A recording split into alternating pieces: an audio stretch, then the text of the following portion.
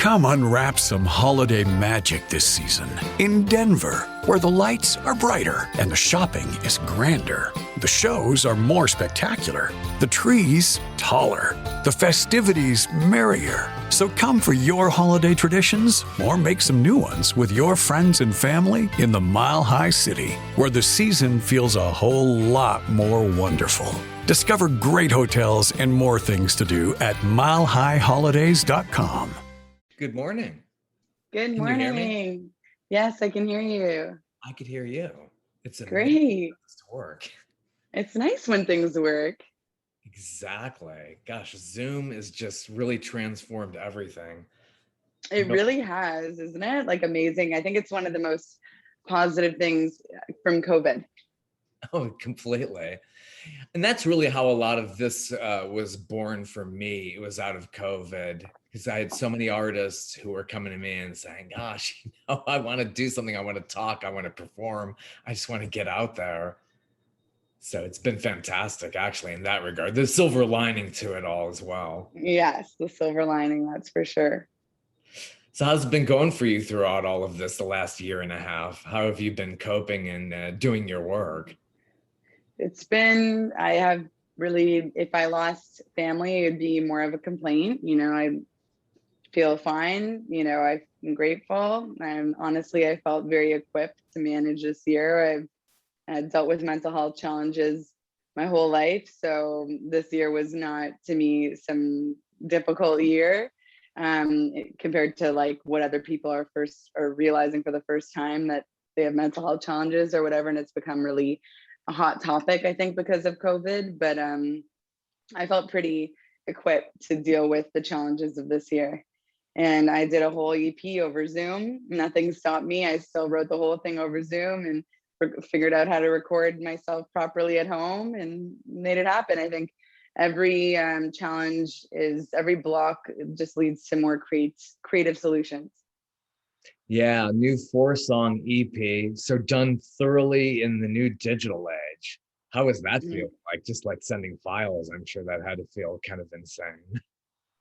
I thought it was totally, you know what, like I try not to be a big complainer. It was great. Like, I think it's a big time saver. Instead of driving or Ubering to a session, I got to just be in my jams at home, look at the computer, because you're on a mission. Instead of spending an hour playing songs to each other and doing catch up, you get right to work. So it's very efficient, which I like. And we wrote songs in a couple hours and send me an instrumental, then I record it. No one's saying, do it like this, do it like that. Not that I'm bossed around with the way I do vocals, but no, I just cut it the way it felt right for me and then send it over. So it's actually a big time saver.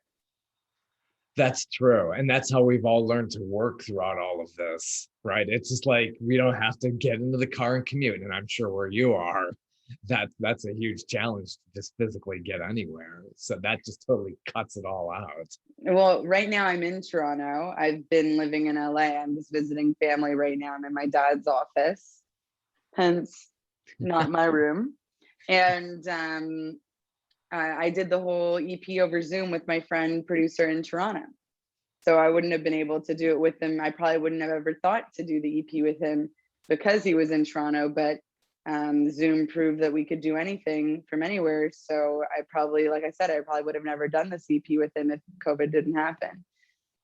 Where did you record? I mean, like your vocals, your instrumental. I mean, did you have a makeshift studio? How did you get that together? Just got a Sweetwater booth. I don't know what to call it. It's kind of like a panel. That's what you would call it. Just put a panel, mic, pop filter, boom, and I record the vocals, and then he does all the instrumentation. So he has his own studio in Toronto. Oh, how nice. Gosh. Yeah, it must be nice being in Toronto in the summertime. I've gone up there in the summertime and like just to get away from the heat. It's just so nice. Yeah, it's beautiful here, that's for sure. Just love it. Yeah, what a great city. And just, I love that you can have a lot of public transportation as compared to probably being in Los Angeles. That's quite a big difference. Yeah, I don't like public transportation, so. Not for everybody. Well, of course, yeah. I mean, if you have the challenges that you have, I'm sure that's not as easy either. But yeah, it really takes a lot out of like, oh gosh, having to drive is not a great alternative either. I never enjoyed that. I love driving. It's the best time to do catch up phone calls, listen to podcasts. Again, I try to find, instead of complaining about things, I try to find how I make it the most enjoyable.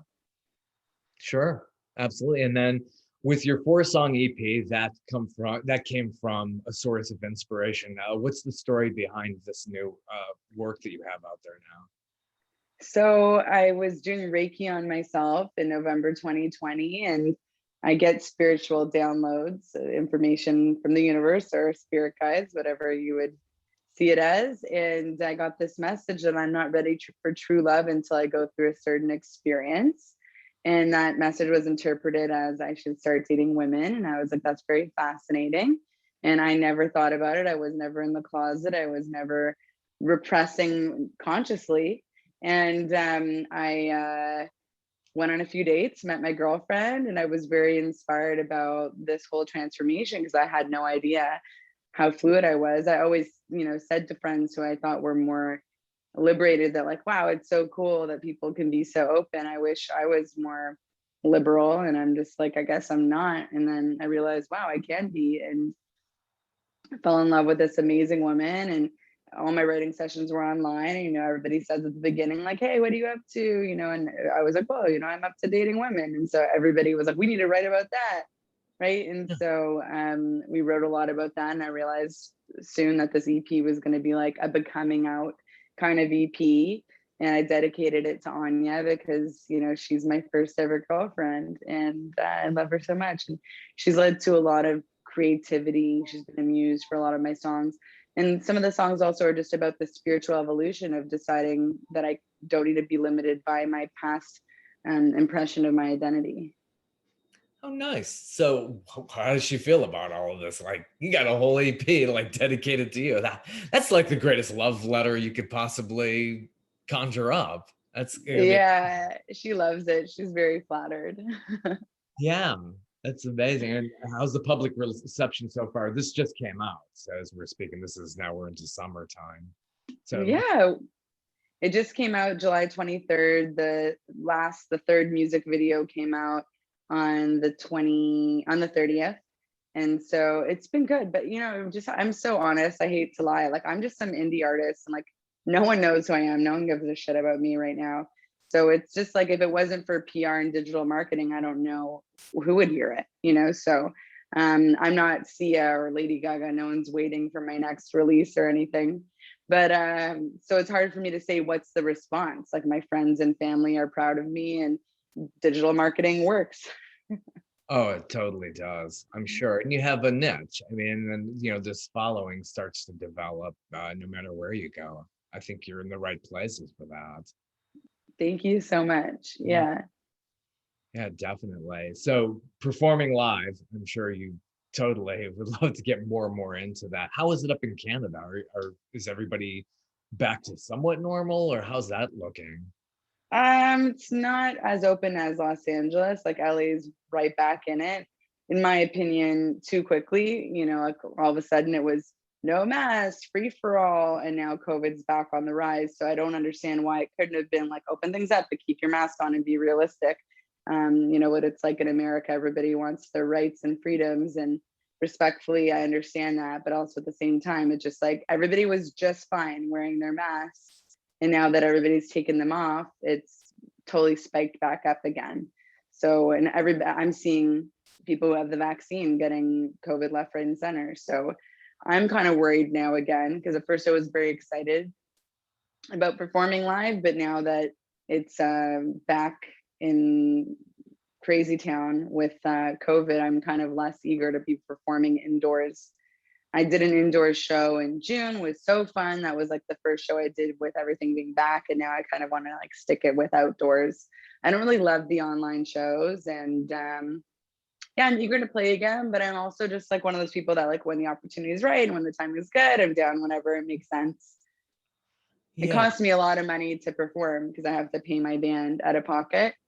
And so most of the time I just make enough to pay off the cost. And Yeah, that's if I'm lucky. That's if I'm lucky.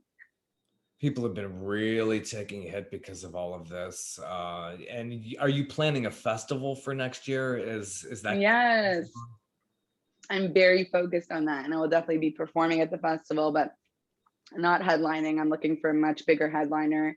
Um, so it's a wellness festival called Wisdomania Fest. And I'm so excited about that. It's May 20th to 22nd, 2022. It will be outside. I love outdoors. I'm hoping by then everything's quote unquote back to normal. We'll see, but at least it will be outdoors and we can always do protocols if needed. And it's going to be full of self-care sessions, creative workshops, live music, films on mental health, and comedy. So it's really like where intentional education meets entertainment. Where are you going to be holding this festival? We have yet to lock down the venue, but we have been in talks with La Brea Tar Pits in West Hollywood. Perfect Yeah. place. It's the cutting edge Yeah, in California. Everything starts in California. That's especially it's so true. Yeah. it really it's trendy. That's why obviously you've been there. How long have you been there and living there part time or whatnot? I live there full time, and I'm just visiting family right now in Toronto. And I've been there since 2014. I first started as bi-coastal, and then I made the full move in 2017. Good. So Yeah, where are you now? I am in Atlanta, Georgia. Oh, cool. Very, very hot, muggy summer. It's just Oh, wow. one of the worst. I've been there a long time. This is one of the hardest summers to get through. Wow. But yeah, they're doing some outdoor festivals here as well. They just did one a few days ago, a band called Collective Soul, which came from here. Oh, I've heard of them. That's cool. I had their guitarist on about a few months ago on my podcast here. So great. All right. Yeah, they were pretty big here in the 90s. They got a huge start south of here of town and been doing very, very well. So getting back into it, yeah, Georgia opened up kind of early in all of this and set panic buttons all over the place. So it's been both good and bad. But people are back out here and performing as well. So it's been going very, very well. That's great. I'm glad to hear that. How long have you been in this business now? And what were your earliest inspirations getting into it? I always loved singing. I started singing lessons at age 7, recorded my first cover at age 10, was in my first band at 11, had an album recorded by 13, was touring by 15. And then I saw how ugly the industry was, and I took a good time off because I thought, music was so organic and such a love for me that I thought it would spoil it by making it a career. And I went to university for psychology, but ended up in the music building all of the time and starting bands. And I always did musical theater from age 8 to like my 20s. And so I was always creative, but I wasn't thinking career again until about 24, 25. So I'm 34 now. So I've been going at it for like a career for like the past 10 years. But I did have an early start, being in bands when I was young and we were touring. So I got a taste of that at, the whole band and industry life. We were signed to CAA. We performed around New York, Vegas and Hawaii and all across Canada.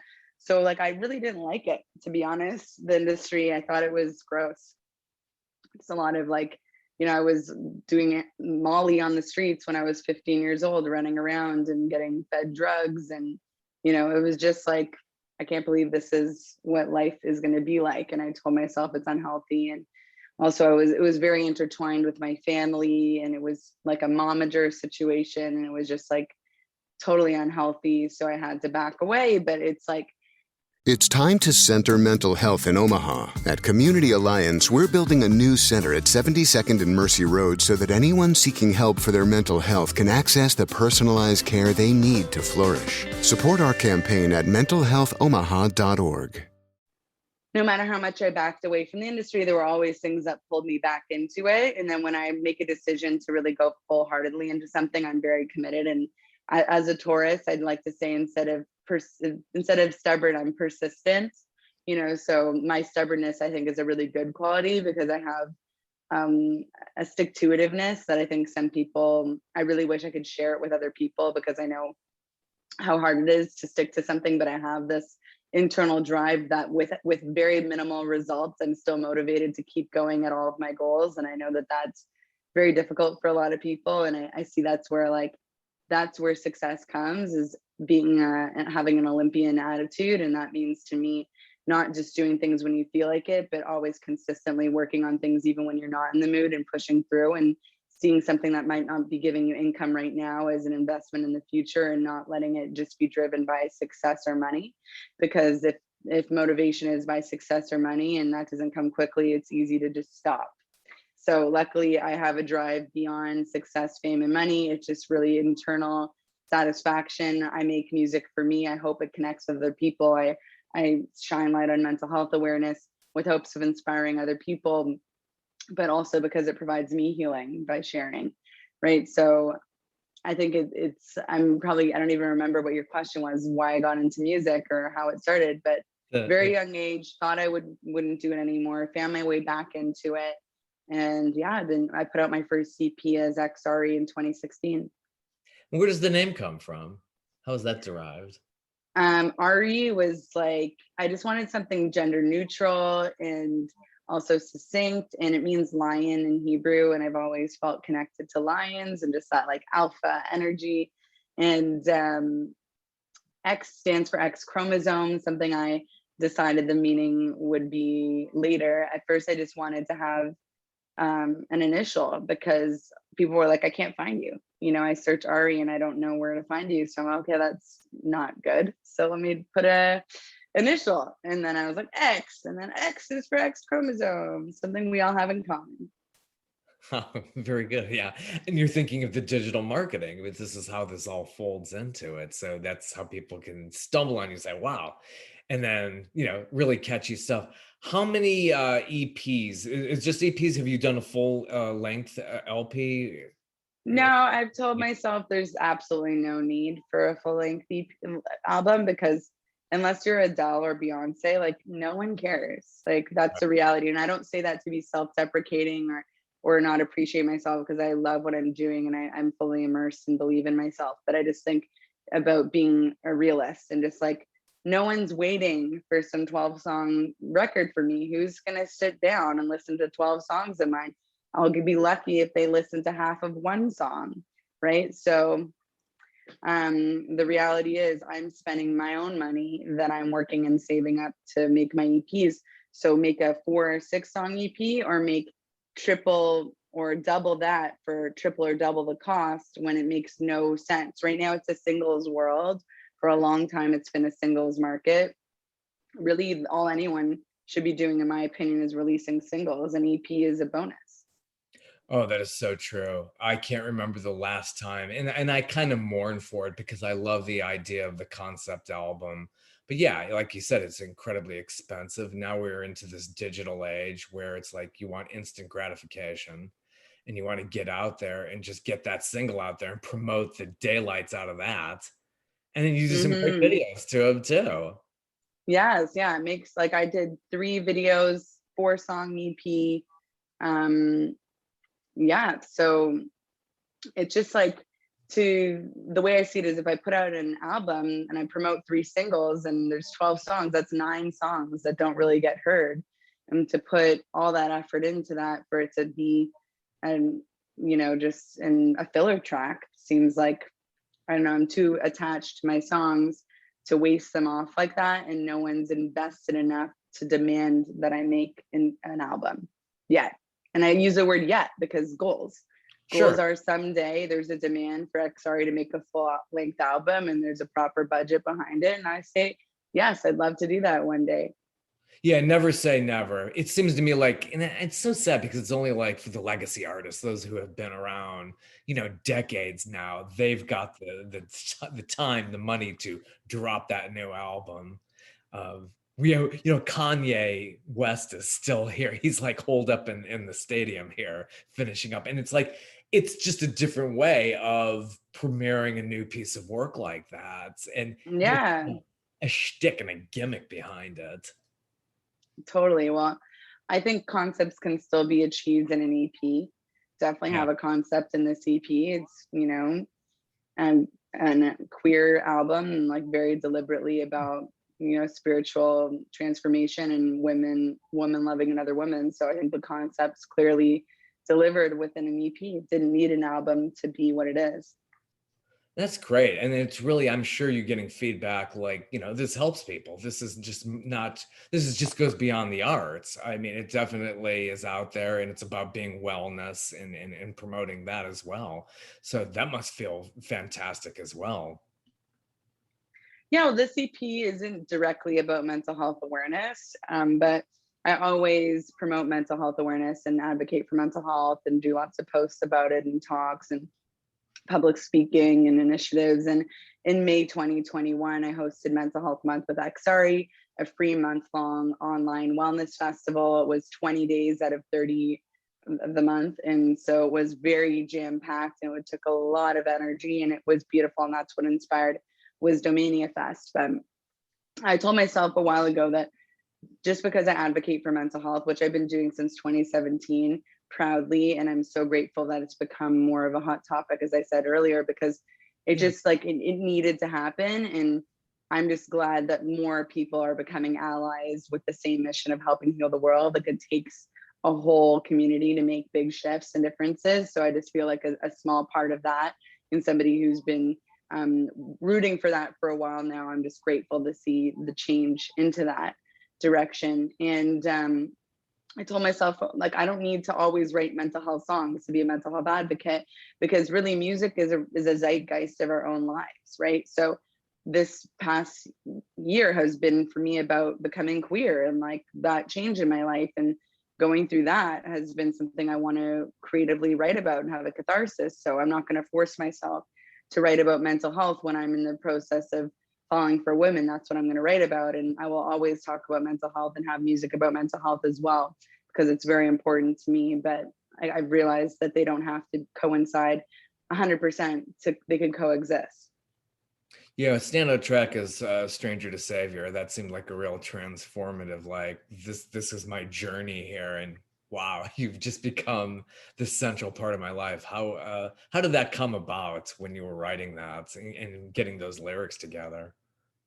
So I started off on the piano. I remember just coming up with this melody of the oh and the na na na na na. I came up with the melody, and I brought the chorus to my producer Tom. I was like, I have this idea for Stranger to Savior.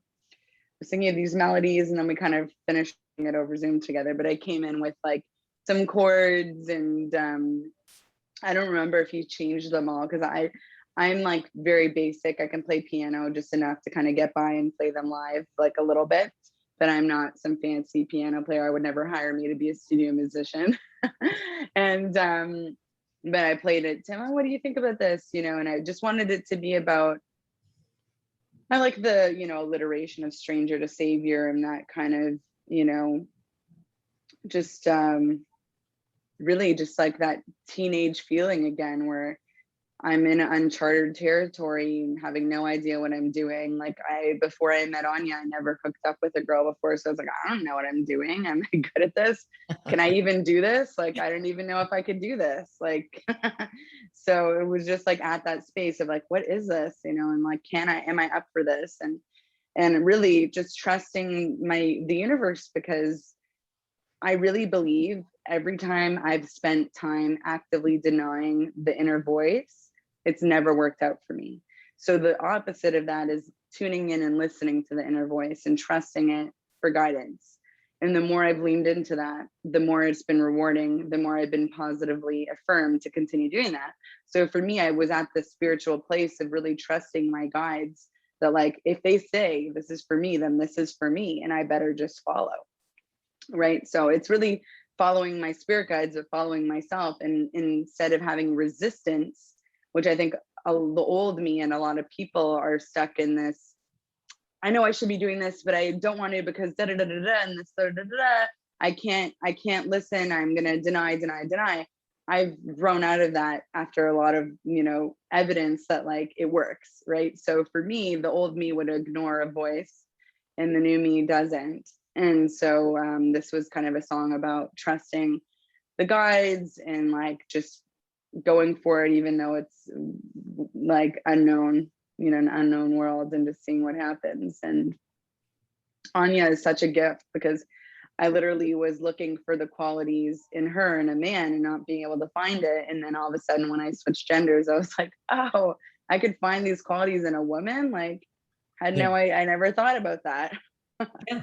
And it does happen. It seems like it's where you're finding your happiness. And, that might take you into your 30s. It might take you even longer. And then you look back on it, it's like, gosh, I'm so sad because, it took me this long, but what's done is done.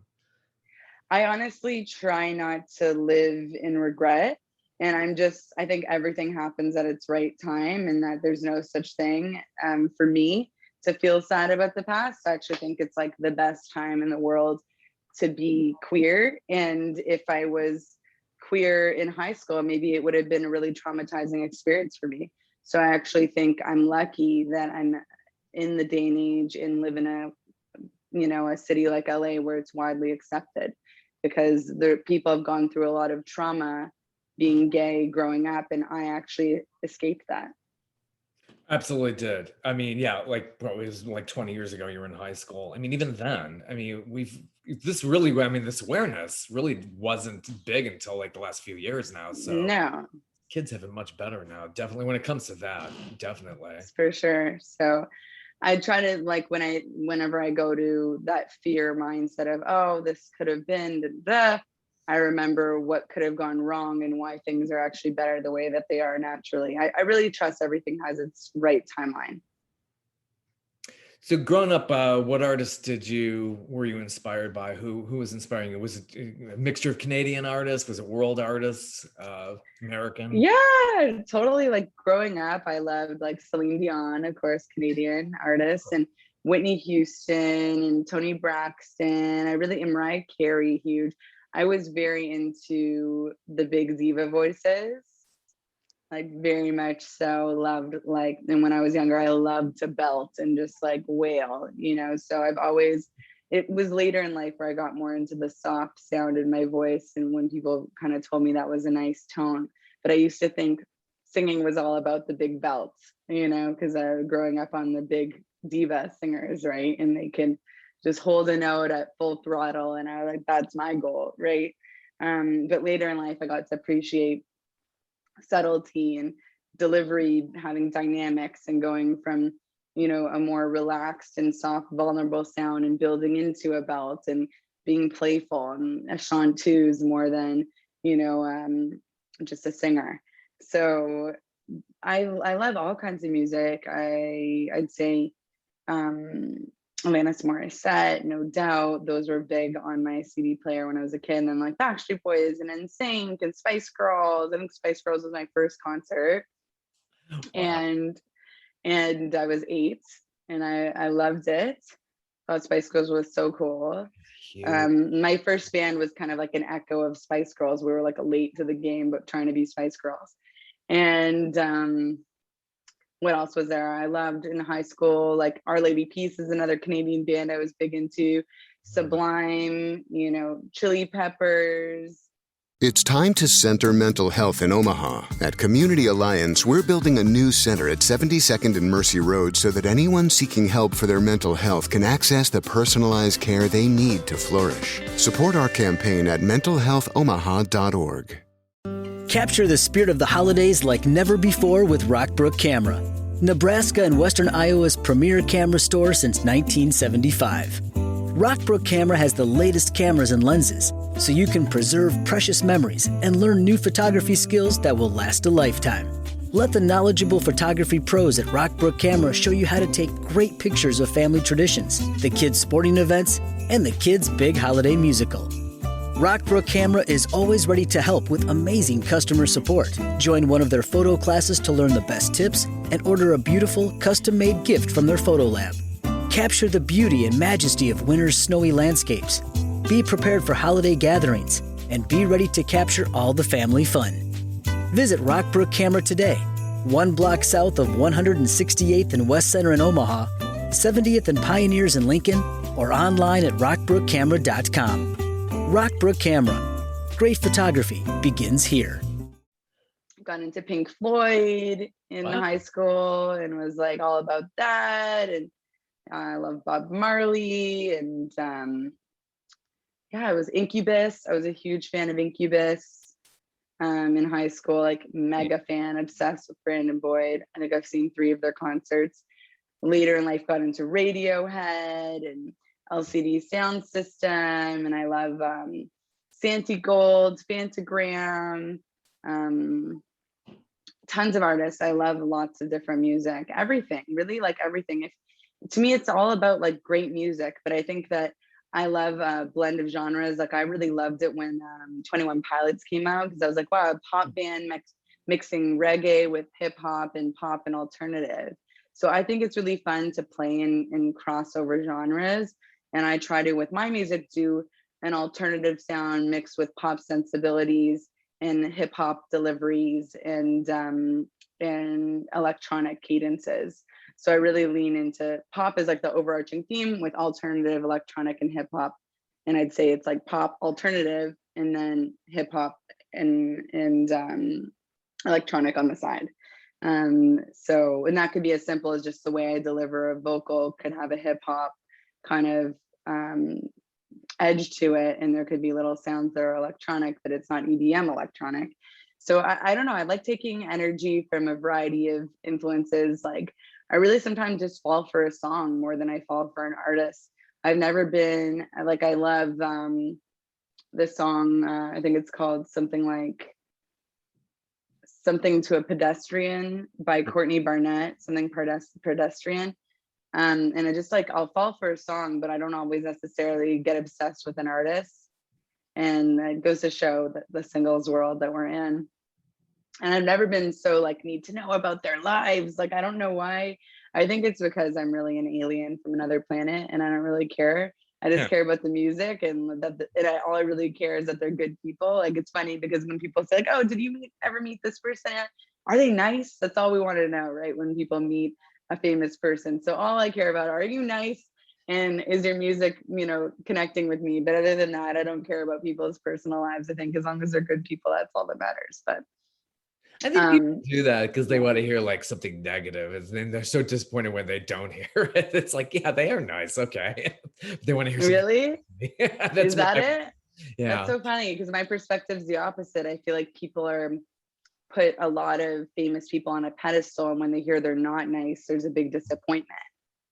Yeah, that's the way I have always interpreted it. Must be generational or something, because like older people, I think they just want to, people like seeing a train wreck. I think I like the older people.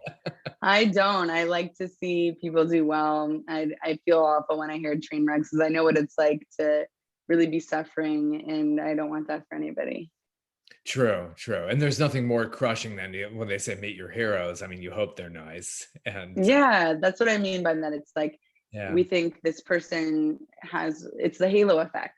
Someone's beautiful, we think they must be nice. And it's just something in our genetics or evolution that's intertwined in our belief that someone beautiful is nice, and or somebody that has a big place in society must be nice. And that's not always true. And, so it can be disappointing when it's a fallacy. Yeah, I was up in Canada. I grew up in Cleveland, Ohio, so right across Lake Erie. So I'd always get a lot of Canadian stations. I would see a lot of their influences.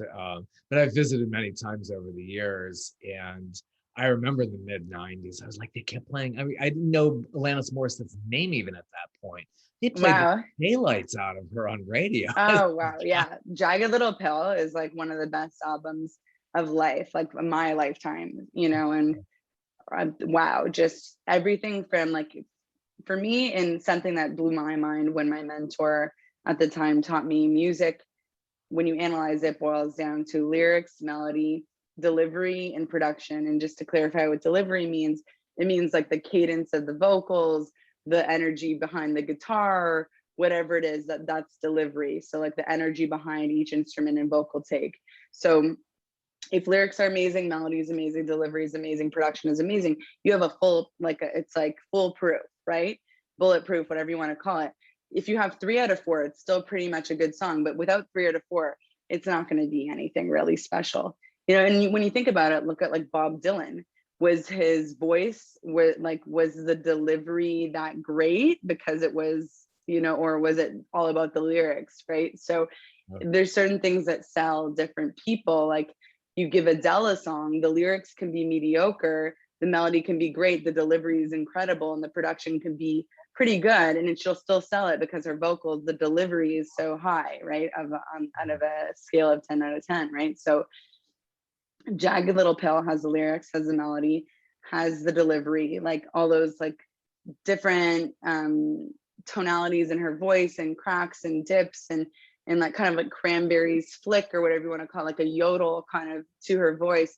Just like nobody was doing that. And so innovative, and the production just being this like, rock music for a woman to sing with, like, she just like brought it. And she was so young, she's like 18 or 19 and just sounding so precocious. And I think that's something people love in the industry. Like that's probably why Lorde and who else, who was after Lorde, Billie Eilish did so well or do so well, is because of this ahead of their time, precocious energy where you think you're getting wisdom from a 40-year-old coming through a voice of a 15-year-old. And it's just this, it's this dissonance because how can somebody so young be speaking like a sage? Well, it's because they have writers and siblings, like Billie Eilish has her brother, writing for her and helping her out. And I'm sure she's greatly involved, but it's like, it's all about the packaging. And there's something that we love about the youth dictating like a wisdom of an elder.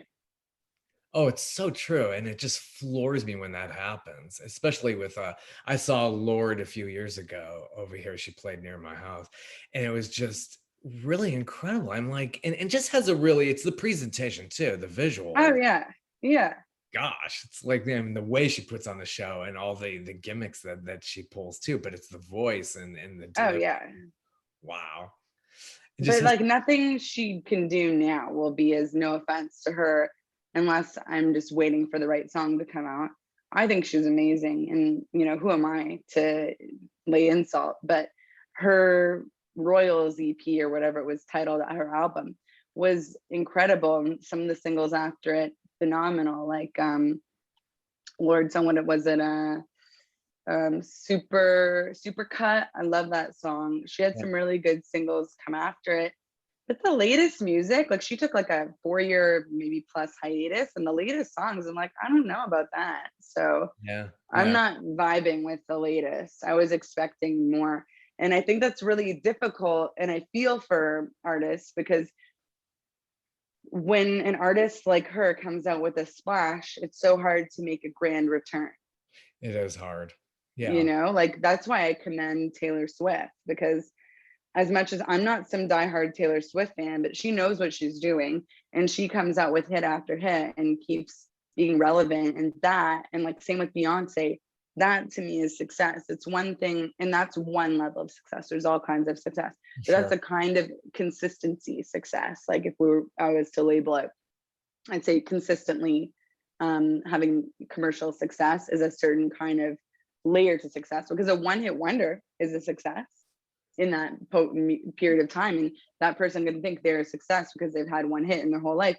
But to be a consistent commercial success is a different level of success story, and Beyonce and Taylor Swift have that, and I don't quite think Lorde has that with her comeback right now. But I could be wrong. I'm not some predictor with a crystal ball of top 40 hits, but who am I to say any of that without even having my own hits? But it's gonna be hard though, and it's gotta be hard to be like what they call an A&R person. And how do you know what's gonna be? You could listen to, there are full albums of these classic artists that I've had for years, and it's like, why wasn't that ever a single? That would have been great, but I don't know. They know something that we don't know, how things would catch on in the public. It's hard. Yeah, I guess they're just. I would assume that A&Rs who are already killing it, if they have a track record, pun intended, of picking the best tracks, they probably get, that notoriety that they have a tastemaker mindset, and they're able to kind of pluck the best of the best, and they earn that title of, being that A&R because they're predicting success. A&R is essentially being like the psychic of success, for artists, for commercial success. And yeah, their job's to listen to the album and go, okay, track 4, that's the one, that's the one the label is going to invest hundreds of thousands of dollars in, and they're putting a lot on the line. But is it the song, or is it the money behind the song and the team that makes it a hit? Who would ever know? Yeah, so much different. You're talking about Beyonce, they have like a whole team behind her. It's not just back in the day, the singer-songwriter, James Taylor would just come out with his one song, the A&R person picks the singles or whatever. But nowadays, it seems like there's a whole bunch of producers behind single tracks, especially with somebody like Beyonce. Oh, yeah, it's actually amazing. Like some songs have 7+ people being credited on it, and the most I've done on one of my songs is 5 writers in a room, and I thought it was way too much. Like, just no. Like, I prefer one-on-one, me and one producer. Like, the producer does the music, and he has abilities with top line, lyric and melody. That's my preference, is a one-on-one. And I think sometimes there's a situation where bringing in a third is a great fit, especially when the artist is young and doesn't know their story as well as how should I phrase this? They know their story, but they don't know how to portray it in a creative way that hasn't been done before. And bringing in a third person to sit there to manipulate the words into something more interesting, but make it authentically them, it could be really useful. Like, I do that a lot for young artists. They're 15 and they don't know what they want to say, and I ask them a bunch of questions. All of a sudden we have a cool concept, right? So it sometimes takes like a music writer therapist to kind of bring out the moods and energy to get an interesting topic for someone who isn't as experienced. But when you've written as many songs as I have the capacity to sit there with a producer, and for me it's just like a bonus to let someone in the room. And I always appreciate a third writer, because I would never make whatever I made with them by myself. And like, that's what's the beauty of collaboration, is it wouldn't exist without all parties in the room. And it's good to be challenged, for people to say like, we could do better here. How about this? And I noticed, this lyric could be stronger, or what if it's always beautiful to have that back and forth. But yeah, I prefer one-on-one personally. Absolutely. So you write a little bit on instrument. Did you just start noodling around on piano? Did you play around with guitar when you were really younger? It's just like you just know enough chords and you pretty much hear a melody on your voice. How does that come? It comes in a variety of ways. Sometimes I get a line, like just some words, and then I put a melody to it. Then I go on the piano, punch out the melody, and then pick some chords that work with the melody, and then write the rest of it on piano. Other times I just come to Zoom with it and say, I want to write a song about impurity today. And we just, out of thin air, come up with, he'll play a little guitar and I'll come up with the melody. He'll come up with the melody. I come up with some lyrics, and we're on Google Doc going back and forth and writing verses and going, okay, this is what I wrote for this verse. What did you write? Oh, I like this line. I don't like that line. Okay, we'll take half of yours, half of mine. Let's put it together. And just kind of jigsaw puzzle it. At Grainger, we're for the ones who specialize in saving the day, and for the ones who've mastered the art of keeping business moving. We offer industrial-grade supplies for every industry, with same-day pickup and next-day delivery on most orders, all backed by real people ready to help. So you can get the right answers and products right when you need them. Call, click Grainger.com, or just stop by. Grainger, for the ones who get it done. The holidays start here at Baker's, with a variety of options to celebrate traditions old and new. Whether you're making a traditional roasted turkey or spicy turkey tacos, your go-to shrimp cocktail, or your first Cajun risotto, Baker's has all the freshest ingredients to embrace your traditions. Baker's, fresh for everyone. We've locked in low prices to help you save big store-wide. Look for the locked in low prices tags and enjoy extra savings throughout the store. Baker's, fresh for everyone. But I like doing it a variety of ways. Sometimes I map out, and there's a lot of times when I get a track, for example, someone will say like, I need you to write for this video game. Let's say, and I get a track in my inbox. I play the track, I put on a voice memo, I record all the melodies in a couple minutes. Then I listen back to the voice memo and go, oh, from 10 seconds to 25, that's a pre-chorus. Okay, from 45 seconds to 60, that's the verse. Okay, and then I map it out and I memorize the melodies in each section that are which, and then I put them in the right order. Then I write the lyrics. So it really depends. Like, am I getting a track that I'm writing to that I have to fit into the guide of this track, or am I working with complete blank canvas in my own mind, just with a word? Or am I working with a melody and then fitting a word into that melody? I really go all ways, but really it's melody, lyrics and melody that I'm working on. And to me, like the piano or the track is just the bedding for that. Cool. What do you have, a traditional grand piano upright or just a keyboard? What kind just a keyboard, Maybe one day I'd love to have a piano one day. Yeah. You need to be schlepping big equipment all over the place either. So yeah, definitely a big schlep. Are you Jewish with the word schlep there? Oh my God. Shalom, Chaver. I'm Jewish too. Oh my gosh. You only hear a Jew say schlep. That's so funny. So growing up Jewish in Canada, they do have Jews in Canada. Oh my God. Howie Mandel as well, I'm sure. Yeah, they do. I mean, and Canada is just, to me, it was always just so unique, just like when we would go visit. And I just so fell in love with Toronto. I love going. Oh, it's great. Yeah. And Yonge Street we used to go to. I remember in my early 20s, I just begged my parents like, one more time. I just want to go one more time. And I think we went to see Phantom of the Opera at one of the theaters in downtown. It was really, really cool. And I love Second City. That's really big in Toronto as well. Oh yeah, Second City is amazing. I went there for improv growing up classes and would love Second City classes and just attending their shows. They're incredible. Yeah, I've been to the Chicago and the Toronto one. And it's just so funny. Canada's humor, at least in the early 90s, it was just kind of funny to see all the inside jokes that they were manufacturing back then. It was funny. Well, Toronto's great. I'm here for the next couple weeks. Right now I'm staying with my dad. I'm in quarantine. And then I'm going to see some friends. And then Anja and I are doing a trip to Hawaii to have something to look forward to, because we're like 5 weeks apart. How are we going to do this? So we decided if we plan a trip to look forward to, we could get through 5 weeks. Neat. So where are you going in Hawaii? I think it's called Kauai. Oh yeah, Kauai. Beautiful. Yeah.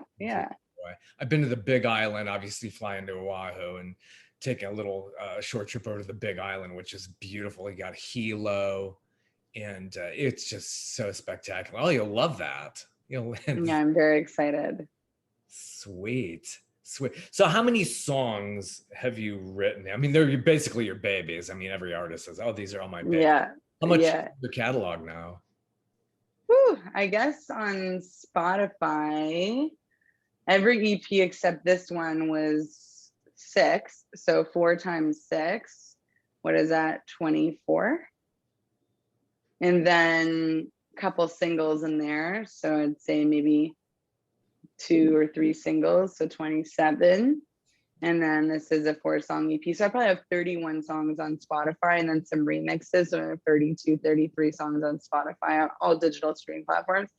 But keep in mind, I've written several songs for the EP that don't ever get released.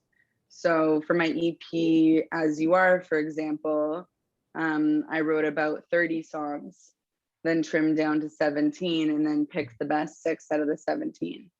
And that's just for one album cycle. So 6 came from 30.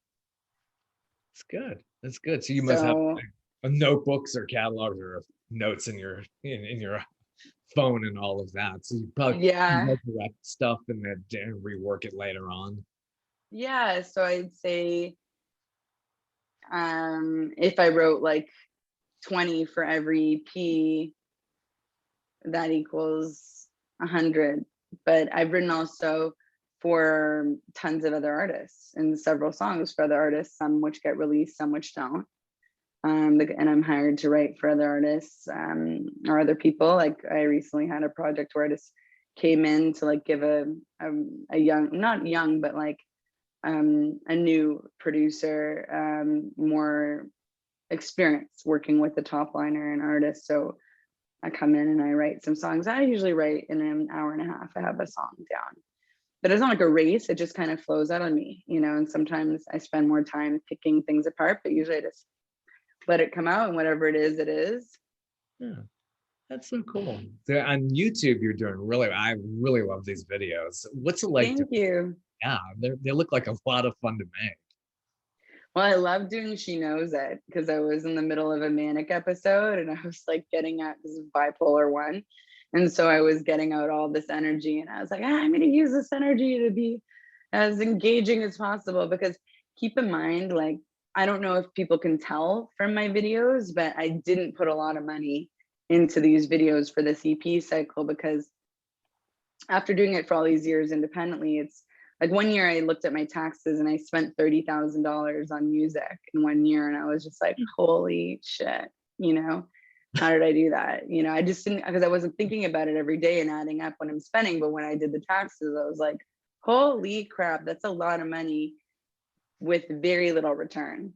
And I was just like, other than, you know, my own joy, which is, what is that worth, right?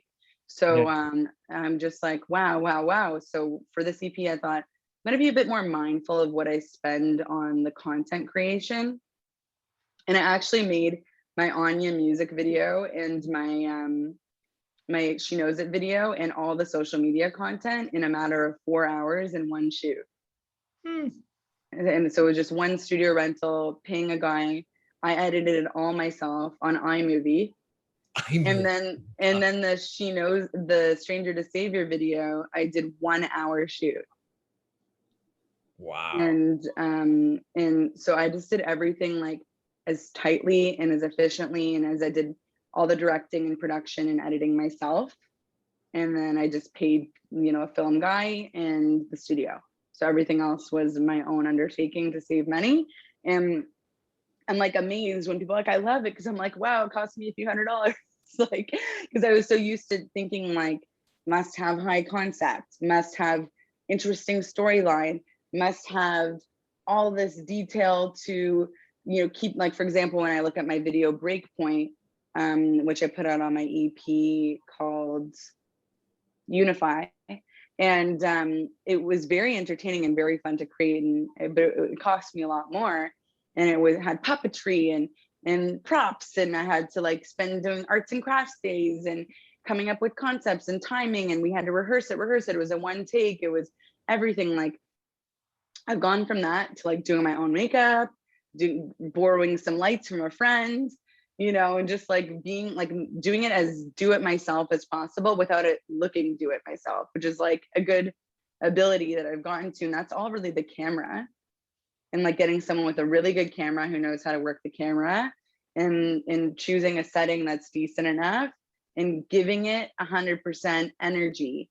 Because you can have I've learned that I can have a video with very little going on, and as long as I am intense AF and giving my full energy to the camera, it doesn't need a whole storyline. It doesn't need 6 backup dancers and 3 locations and a romance B story spread throughout it. If I can be interesting to watch for 3 minutes, that's good enough. So I would just think about when I'm performing, like, how can I be someone people don't want to take their eyes off of? And that is the challenge I'm trying to achieve. And that's the only way I can balance out putting in less money, is by being like delivering an energy that people want to watch, so I can get away with the low budget. Does that make sense? Oh, totally. So it's a good challenge, and I hope I'm as engaging as I tried to be. Oh, it totally works. Yeah. I mean, it's, you know, it's all like we say in the digital marketing. I mean, you are wearing so many different hats, and artists, I know for most, it's a challenge. I think you have that edge. If you're able to edit your own music videos, my gosh, I mean, how many artists can say that? It's not many. But really, like, iMovie is super easy to use. Like, I'm embarrassed that I use iMovie because people like use Premiere and all these fancy things. I'm just lazy to learn things that are new. And I'm like stubborn in that sense. It's like, once I understand a program, I'm really good at editing. Like I would never, again, like I'm good enough to write on piano for myself. I'm good enough to edit for myself. I would never hire me as an editor. I would never hire me as a studio musician. I would only hire me as a songwriter and vocalist. But for my own videos, why not edit them? You know, I see an angle, I like how I look, or I'm even beyond visuals. I like how it feels, like the delivery and the energy and like the moment that has created a magical moment. I can isolate that and go, okay, that's definitely going in the video. I can see, oh, I don't like the way my face looks at this angle. I'm deleting that footage. Whereas an editor who I hire, that I just give them the footage to and they do whatever, they don't know what angles I like, and they don't know what I consider contagious energy, you know? So I like intensity. I like drama. I like when things are, you know, fueled with a vibe, and only I can be the indicator of that. Yeah, at that level, at your level, you can control your content much more. As I think you get up there, you know, then the record company's deciding what, you know, the type of songs you have, who's the lead singer on that song, and then they're into the videos. It's like, I think at your level, it must be kind of nice to be, you know, you're in control of it. Once you give it to somebody else, it's their vision at that point. Yeah, I think it's really a fine balance, because there's something so supportive and wonderful about having a big team behind you, because you can really lean back and like they're like your hammock essentially, and you can lean into them, get direction, get support. You're not alone. And like, how amazing is it to have people carrying you along with your mission. I'm saying this all on the caveat that they're executing your vision in the way that best represents you and makes you happy. You know, that, you know, with that being included, that is incredible.